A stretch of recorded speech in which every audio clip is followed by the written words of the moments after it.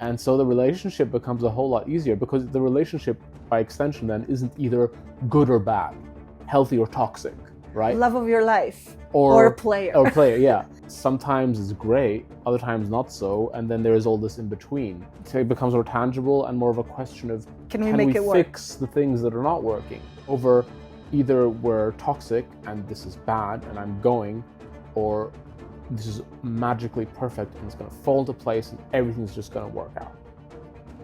Yeah. Neither are true. Then you can start looking for actual solutions and actual middle ground and ways to influence your partner. And to tie this all back to attachment styles, in the same way it is rarely you are strictly 100%. Hey guys, welcome to another episode of the Attachment Diaries. I'm Gabriel, a former avoidant. I'm Carolina, formerly anxiously attached. And today we are talking about how most avoidants don't think they're avoidant.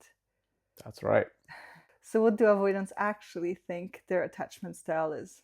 Well, we're going to draw from a lot of our experience with our coaching clients here and our program students. And most of them identify as anxious people. So most avoidants think they're anxious. Yeah. Do you think some avoidants think they're secure? Oh, definitely. I think whether it's anxious people or avoidant people, they think they're secure. And, often it doesn't become apparent that they're not until they're back in a relationship, which is longer than the honeymoon phase. So what you're saying is attachment styles don't crystallize until after the honeymoon phase. Yeah, I think it's easier to be seemingly secure during the honeymoon phase because it's mostly easier going and great. And then you're afterwards, not so invested yet, right? You're not so invested and the problems aren't there yet. They haven't revealed themselves yet. And so... Or both partners haven't settled into their roles in the relationship. Yeah, absolutely. I think that's a really good point, and we should get into that a bit later. But before we do, let's first talk about why we're even discussing this topic of people identifying themselves, misdiagnosing themselves, right, in terms of their attachment style. You mentioned, when we were talking about this earlier, you mentioned quizzes and self-diagnosing, right? Yes. Tell us about that. So, yeah, I was saying that it's really hard to know your attachment style, right?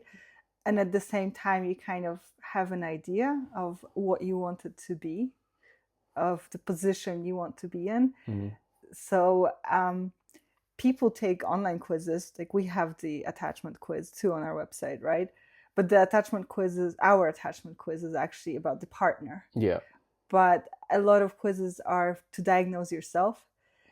And so even with the quiz, it's hard to diagnose yourself because when you get the answer you didn't want to get, you just take the quiz again and you fill out different results. You're speaking from experience? Yes. I think me too. I think we're all guilty of this. Yeah.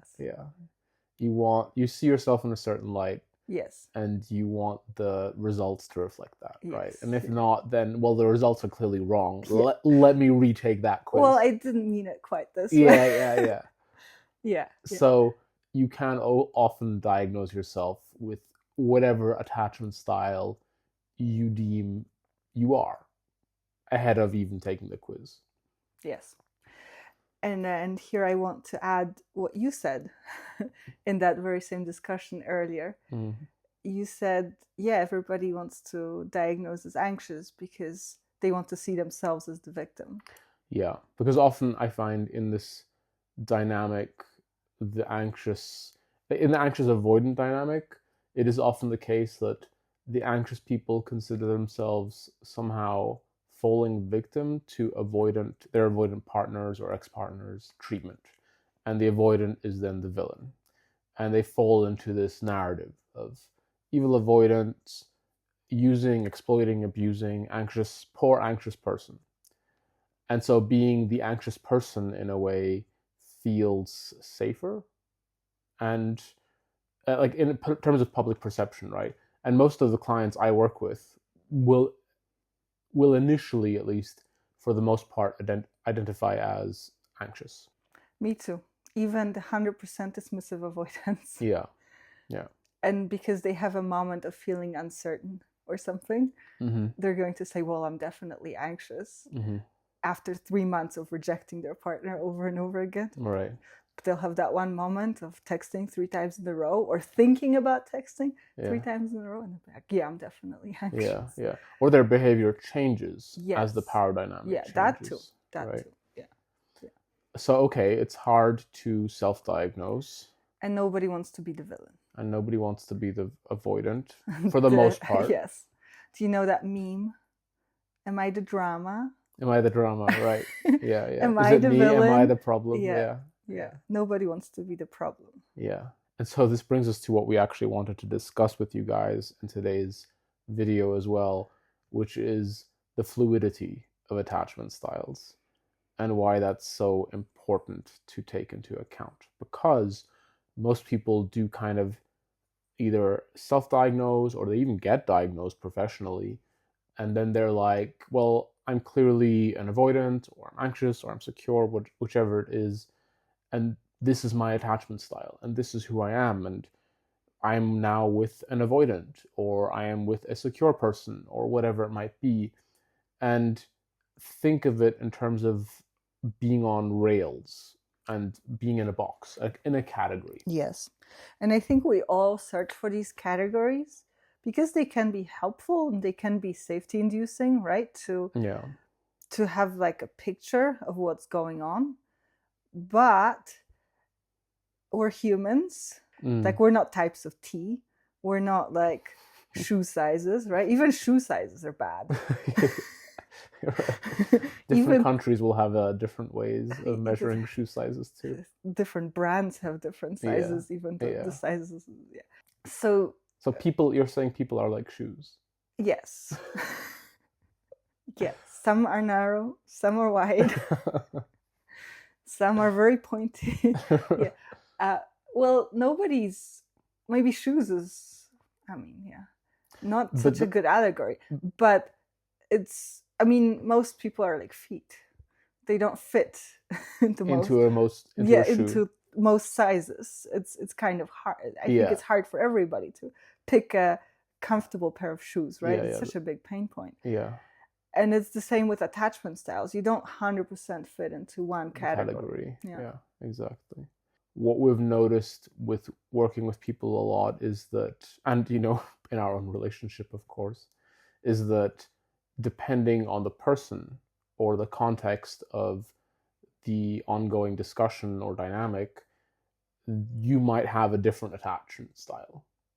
So, for example, when it comes to us, with a lot of the themes we've covered in our videos and podcasts, where it's about commitment and about knowing what either of us want in the relationship and that kind of theme, I'm clearly avoidant. Yes. Right? I was hesitant, I was doubtful, I couldn't go all in, etc. You didn't feel ready. You wanted to... all the classic hallmarks. Yes. However, when it came to... do you want to tell me? I do. Yes, I know. I have my areas where I'm the avoidant. Right. So tell us. I tell can us admit about, that. So one big one was not wanting to admit I have flaws or not wanting to admit mistakes. Right. When it came to that, right? Yeah. That's where I would give you space. Yeah. You had a really hard time the admitting mistakes, admitting your flaws was one thing. Another that comes to mind was not being able to express your feelings. Expressing things in general. Communicating, yes. Yeah. And emotions, or like sharing, if I'm excited about something, right? For you to like join the party and also be like, yeah, it's cool. That's something you really struggle. Be reserved. You'd be really reserved. And I would be like the anxious person, craving that connection and the engagement and connecting. Getting rejected. And I'd be getting, and you would be the rejecting avoidant. Yes. And where I'm like, emotions don't exist, or you're positively overreacting, which is right. kind of ridiculous. But right. Yeah. I actually realized this when we were going through the breakups, or shortly after, I don't know. But at some point I realized, like, oh damn, I've been contributing to this. That in some ways I felt like the breakups were my fault. Like, I was making it happen, not just by allowing you to take me for granted, but by rejecting you over and over again, or like by being unavailable in some areas, which made you feel like, well, that's not what I'm looking for. Well, as you just put it a moment ago, it made me feel rejected. Because I was making constant bids for connection in other ways. Yes. And you were rejecting those with your avoidant behaviors. Yes.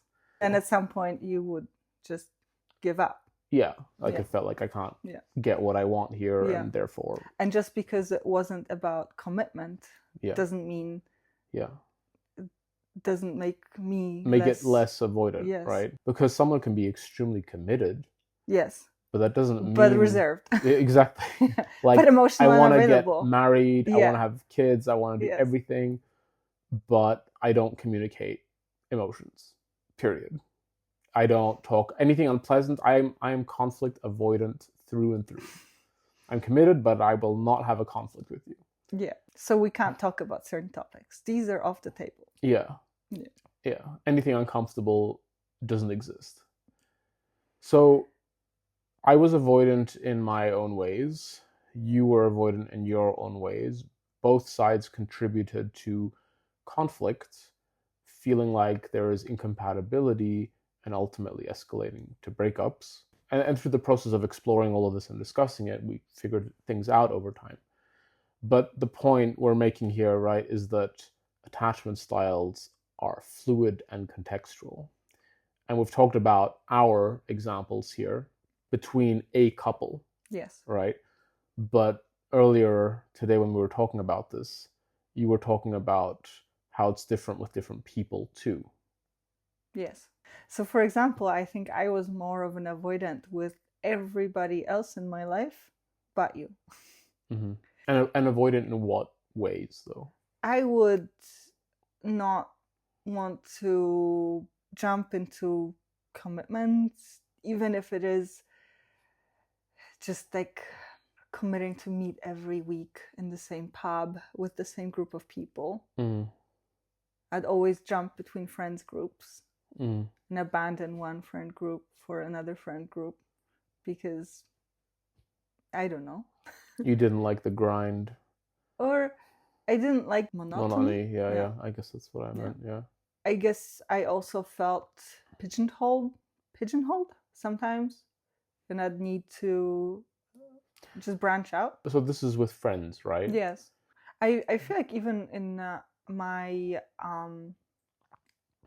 like professional life, even there I would kind of jump between slightly different branches of architecture, like from one thing onto the next, other than, I don't know, committing to just designing or... So you couldn't commit. I couldn't commit. You were an avoidant. Well, and actually in terms of relationships, I think anybody I've dated prior to you would have thought, oh my God, she was such an avoidant. Yeah. Yeah, I was totally relationship averse. Like my longest relationship before you was 2 months. Right. Something like that, 3 months. Damn. Yeah. Yeah, I remember now. So. Versus you were the must long term. Something special. you had the history of long-term commitment. Yeah. Totally were something special. So these are the ways in which you were avoidant with friends or peers in professional contexts. But what's also true, right, what we also know is that people can be avoidant, anxious, secure, or anything in between, depending on whom they're interacting with. So some people might identify as really secure and then put them in front of either of their parents and they are anxious, Yes. right? Or Yes. avoidant, and put them with their partner and then they might be avoidant again. But the very same couple where they are avoidant with their partner, they might, in a different context, be anxious with their partner. So it can, that your attachment style, in essence, changes based on whom you're interacting with, the context. I would argue how much power you feel you have in any given situation. How confident you feel about this area or this right aspect of yeah your life. yeah and so it's a very fluid thing. It's a very complex thing. It's a very too. complex thing. Not to say I don't think we don't default, right, or steer towards a certain type. I do think when it comes to us and like long-term commitment and all that kind of stuff, the avoidant label does still fit for me here. Yeah, I would say so.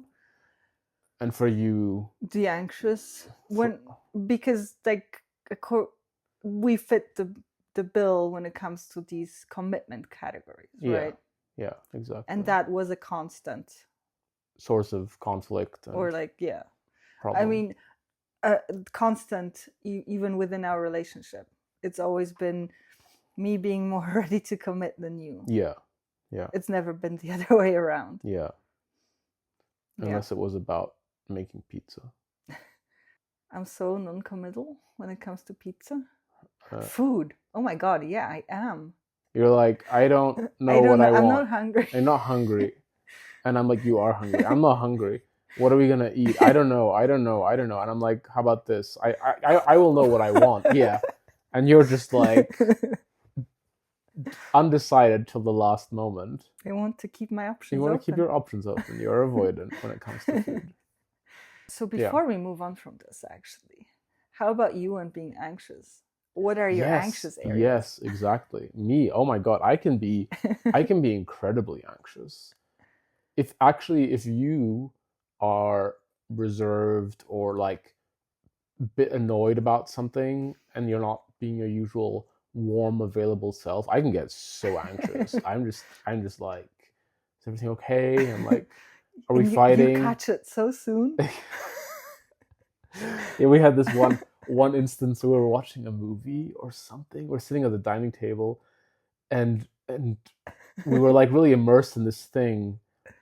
And then there was this shift on your side. It was like insanely subtle, but I immediately picked it up and I was like, is everything okay? Are we fighting? And you were like, well, how did you even notice that? I barely noticed it myself. It was something like, oh my god, did I lock the car? Unrelated. Yeah, totally. So, yeah, I think that's one area where I can definitely get anxious very quickly. Also, so my mood. That's where you're monitoring. When I feel like you withdraw. Yeah. And constant monitoring. Yeah, not at all stressful. Not at all anxiety-inducing. No.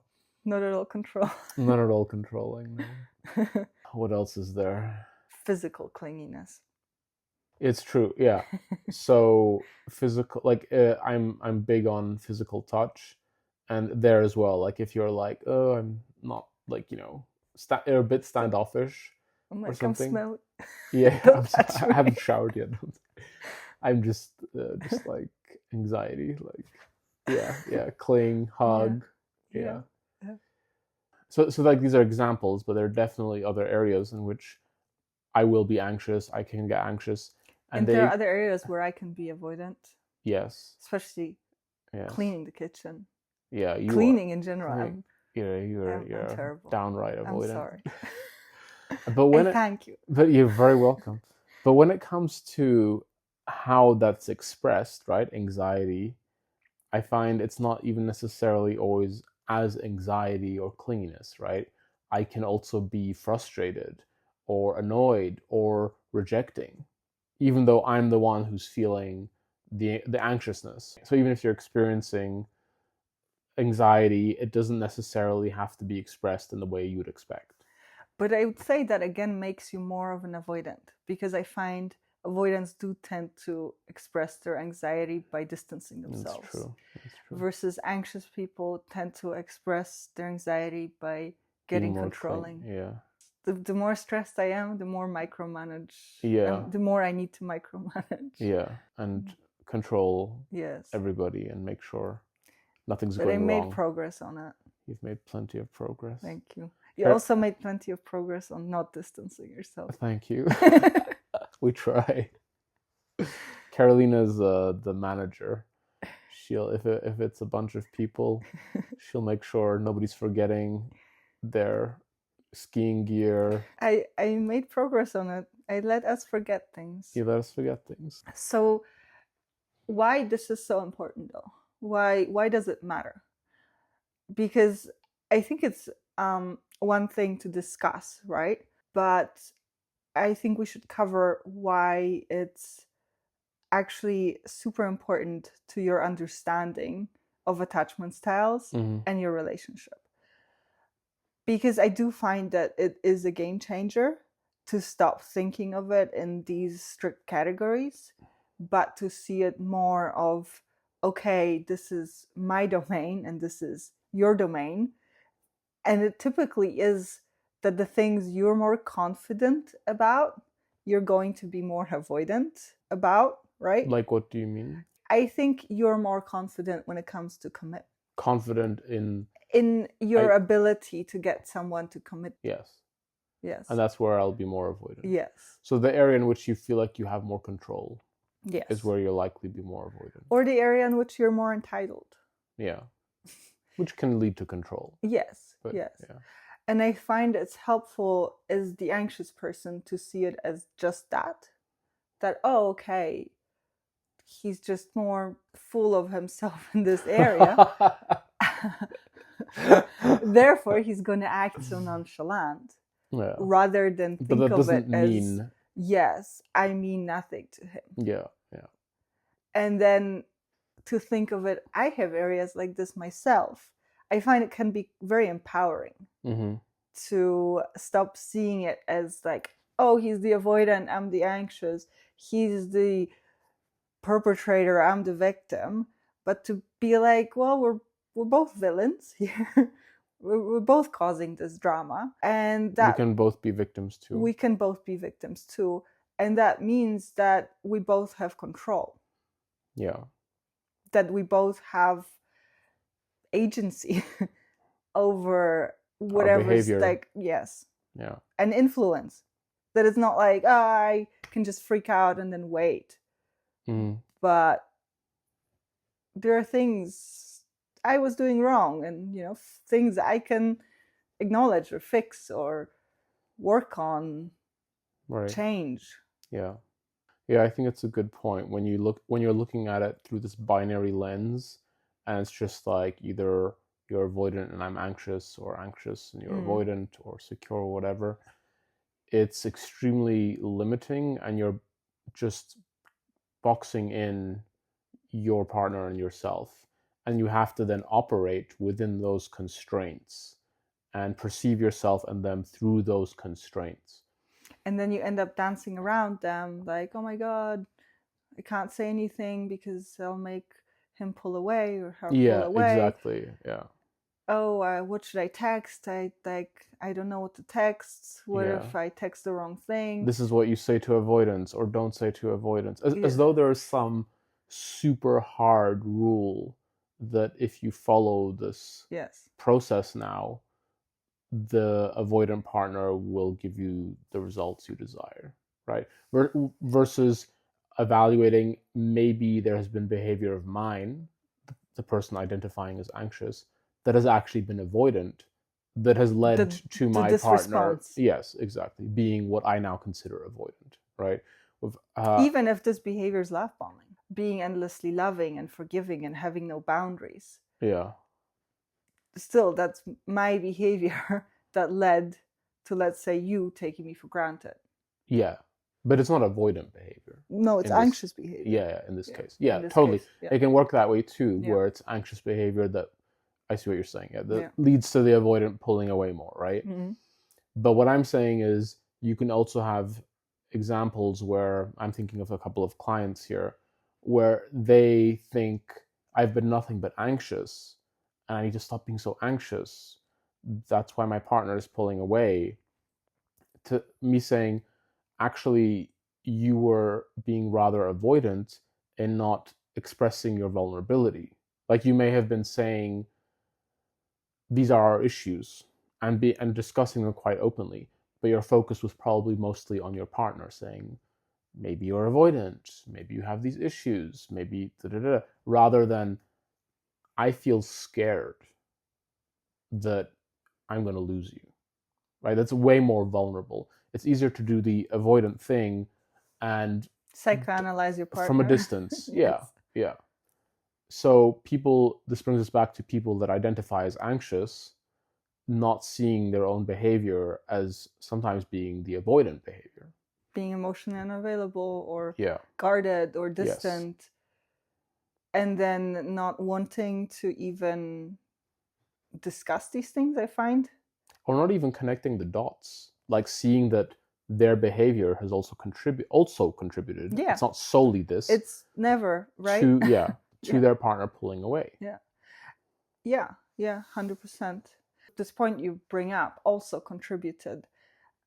I think this is such an important thing.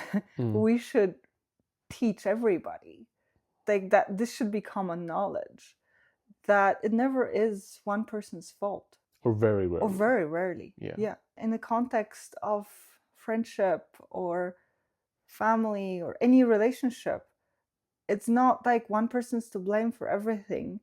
We're human, right? Nobody's perfect. Everybody's flawed. And when it's a relationship between two people, right, who are on an equal playing field, chances are it's going to be 50-50. Unless you have like a crazy difference in age or crazy difference in financial abilities or something, or like position, power difference, right? Power in difference. Some way. Like there are abusive relationships, let's say, where somebody can be held hostage, right? Like through financial constraints or all emotional whatever. Yeah. Like there are those extremes, right? Where but it's very different. It's an exception rather than the rule. Yeah, we're not talking about these relationships. In 90% of cases, it's going to be more equally distributed. Where both partners have power in different areas. Yeah. One might have financial power, the other might have emotional power. Withholding validation. Yeah, exactly. Yeah. I think understanding it in this light, where it's about, okay, you're doing things that are not helpful, I'm also doing things that are not helpful. How do we stop doing this? And I think the danger is, or like the trap, at least that's what it was for me, but I know it is for you too.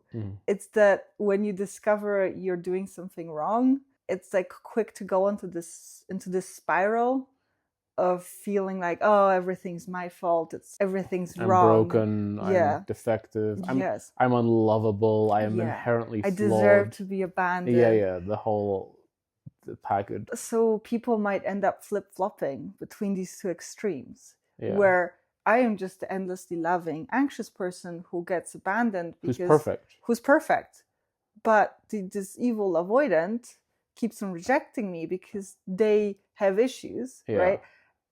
From that to, oh, I am worthless, unlovable. Nobody will ever love me, I'll be alone forever. And it's crazy because these are two extremes and neither of them are true. And I know it's the same for my coaching clients. And I see it, that's like their journey too towards their partner. That first they're going to be like, oh, he is the love of my life, and then the connection we have is so special, or she, and I've never been with someone who's so affectionate and so giving. And then a week later they discover that this partner is dismissive, and they finally see it, like, oh my god, he or she is being a bit of a jerk. Instead of concluding, okay, this person's being kind of rude to me right now, they conclude, he's a narcissist. She's been manipulating me the whole time. She's just been fake, or he's just been using me. And it's the world isn't black and white. Yeah. It's jumping to either extreme. Yes. And you're overreacting because you were having your blinders on. And it's okay to react this way in the first moment when you discover your partner is not perfect. Yeah, they're not who you thought they were. Yeah. But nobody's perfect. Yeah.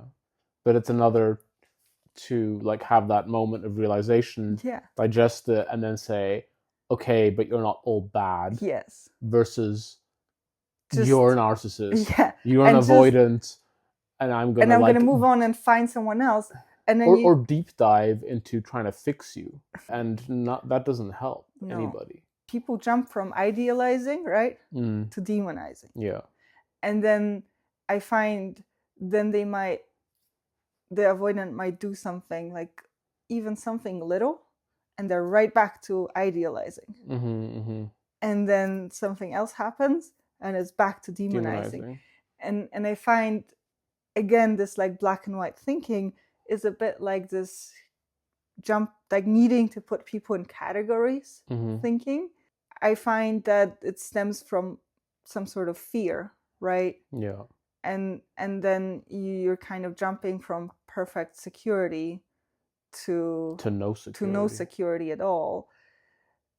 It's not helpful. It's not mature, I think. I remember I used to think in those terms a lot more too. Even about yourself, right? Yeah.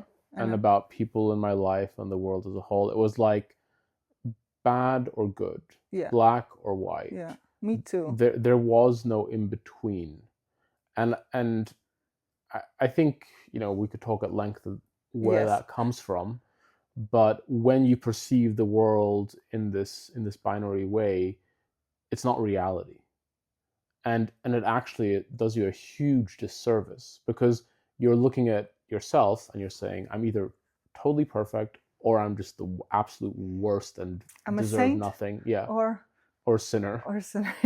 Or deserve damnation. Damnation, yeah.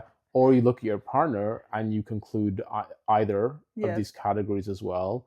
You look at your family, you look at the world, politicians, your neighbors, whatever. And I think there is a certain false sense of comfort in that you can just simply say this goes into either of these categories. But there are people that will do a really good deed and then do something not so great. And I think who we are as people is the sum of our actions, and we make the choices we make. But yeah, it's rarely just quite so simple. I find it's snapping out of this way of thinking, out of this mentality. It can be so freeing. Because as long as you're in it, you're kind of trapped. And you're going to repeat this huge disappointment. I don't know how I still sometimes flip-flop and... Sure, yeah. We all do. We're never perfect, right? Never, unfortunately. But I find that's what helps to fix relationships. Yeah. And your relationship to yourself, right? Your mental health too. Yeah, because you're no longer like, I'm either a worthless turd or I am the best thing that ever happened. I'm the superhero perfect You're person. Like, oh, I'm a work in progress. I'm a work in progress. I guess I'm flawed too. Today I'm more of a mess. Yeah. Maybe it'll be better tomorrow. Yeah, exactly. Yeah. And in having that approach and that way of relating to yourself, you can be a lot more gentle and kind. And if you can be more gentle and kind with yourself, you can be more gentle and kind with your partner.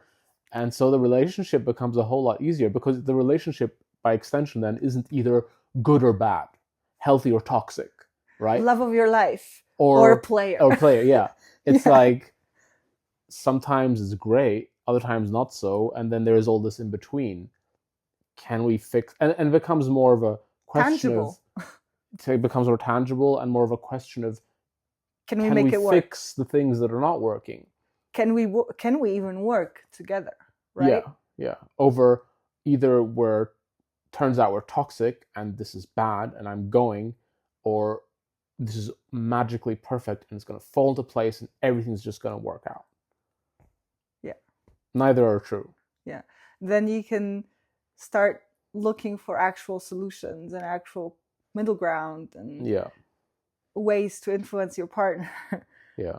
And to tie this all back to attachment styles, in the same way, again, it is rarely you are strictly 100% anxious and I am 100% avoidant. It's fluid. There Yes. are days in which I'll be more anxious and areas in which I'll be more It anxious. might be the same fight. Yeah. And Yeah. you might start as being more anxious, and then the more anxious you get, you might end up being avoidant. Yes. Or And same same for for me. you. I can start by being avoidant, and then I can Yeah. spiral into being full on anxious. Yeah, exactly. Yes. There is one more thing I'd like to talk about that I find helpful. It's actually something my coaching client brought up or noticed. Mm-hmm. She's dating an avoidant, but because they're broken up, she's talking to other guys. And she said, "Oh, I notice I'm blowing them off. I'm kind of treating them the way my ex is treating me." Mm-hmm. And I find that's often very common. And not many people realize that they're doing this, because a lot of people end up being in this situation, right? And I thought she asked a pretty good question. Why am I doing this? Is it because I'm hurt, or is it because I'm still holding on to the ex? Mm-hmm. And I answered it's a mix of both. But what I find even more important about this realization is that the way you see yourself treat people you're not so interested in, that's the way your avoidant partner is treating you. Can you elaborate? This is the thing for avoidance. They're not so interested. Mm-hmm. That they can be dismissive, or they can stall, or not make things happen, Mm-hmm. not pursue the relationship, because they don't want to right now. Mm-hmm. Mm-hmm. They feel like, well, Right. not now, maybe later, Mm-hmm. or maybe I could do better, or right? They have some hesitation around it, and in the same way that this client of yours was having hesitation around potential dating partners. Yes, and some avoidants are avoidant because they're not over their ex. Yeah, right. And that is something to take into consideration as well. Yeah. To not think of attachment styles as this thing that comes from your childhood and this person is like this, but to think of it in the present day scenario where, okay, I'm not the priority to this person, something else is the priority to this person right now. Mm-hmm. Yeah, yeah. And that's why they're committed to that thing. And that thing can be work. It can be a hobby. It can be a construction project, right? It can Someone be else. their mom. Yeah. It's not just, oh, we developed these attachment styles in our childhood and that's who we are through and through, but rather, yes, that informs our maybe default or tendency, but our present day reality situation will also heavily influence whether we are avoidant or anxious towards somebody. And then it's not this like vague mental health thing, Mm-hmm. but it's more more concrete. Yeah. Yeah. He or secondary to his work. Yeah. Very common. Yeah. If you're dating someone who's very successful or career driven, you're going to be secondary to his or her work. I'm secondary to her father. Yes. That is also very common. Yeah. That makes a lot of sense. Yeah. We went on quite a few tangents there towards the end. I hope it makes sense to you and gave you value and a way of perceiving yourself and your relationship in a more nuanced manner, not just this black and white thinking. And maybe it's worth adding that this process of going from strict categorization to a more grayscale is a process. Yes. It'll take time. We used to think a lot more in those terms. It did us a disservice. We have and are moving on from it, and it offers a lot more flexibility and possibility. there is like this false sense of security in holding on to these ideals, I find. Yeah. But you need to realize they're hurting you more than they're they're giving. giving you. Yeah. And are they even giving you anything, Yes. truly? And it's also about giving up on the ideal. Yes. And that is a part of growing up, I find. Yeah. That Right. as you mature as a person, you don't need these ideas of perfect safety that don't actually exist. Because actually, I need to extend it, because I think this is an important point. I'd like to discuss, at least to some extent, where this even stems from. Because I find it is about trying to create a perfect sense of safety. If you can understand yourself, others, the world in a very particular manner, it feels safe, because you can say, this is XYZ and I'm putting it into this and that box. But if you suddenly realize these boxes are just a framework, right? They're an idea, a guideline, but reality is just a mess, and you don't really know, and it could be this, it could be that, or anything in between, you're suddenly unsafe, or it feels unsafe, let's say, right? Your circumstances haven't changed, your perception of them has. Yeah. And that's scary. It is. Initially, it is terrifying. It is. So it makes sense that one might be hesitant to jump from you're anxious or avoidant to you're a person. And sometimes you're going to be avoidant and anxious. Sometimes you might even be secure, and anything in between. Sometimes you're caring. Sometimes you're a jerk. Exactly. Same to you. Sometimes you're the sweetest person in the world. You're mostly the sweetest person. Yeah, a good save. But sometimes you're in a bad mood. But yeah, it is unsafe. Reality sucks. Yeah. But it is what it is. That is like it. You can't escape it. Yes, and crossing the bridge to a more nuanced view of the world and yourself actually gets you way better results. Like, had we stayed in just this you're bad or good and I'm bad or good categorization, I don't think things would have. You can't be relaxed. You can't enjoy each other anywhere near. You can't trust each other. You can't connect anywhere near to the point, because it's just very limiting. So although it might initially feel scary and that it's unsafe, I think the opposite is actually true. It's the only way to build actual safety, right? Yes, and trust and connection with yourself and others. And ultimately, it's also about, can I make things work with this person? Are our goals aligned enough? Yeah. Do we want the same things or not? Yeah. Do we care about each other enough? And I think that's also a part of this. That's why it's often so hard to face, because there are a lot of cases where this person will not care about you enough. Mm. That they're not willing to cross this bridge with you. Yeah. And knowing where they truly stand is really important, because you want to make sure that the basket in which you're putting your eggs into exists. Is a valid, it exists. Right. Yeah. I find some people prefer to keep their hope alive rather than try to find out. And these people are avoidants. They will give space and keep things vague. And they would rather not actually find the truth. Yes. Yeah. Because deep down, they don't want to commit just yet. So it's easier to hold on to some ideal image of someone you might find in the future than try to build something real now, here and there. Yeah. That's a good point too. Yeah. With all that said, yes, we hope it made sense to you guys. Do like this video, please. Share, subscribe if you'd like to hear more from us. Tell us what you want us to cover. Exactly. Let us know what your questions are, any future topics you would like us to explore. Thank you for watching. Thanks for watching. We'll see you in the next one. Bye. Bye.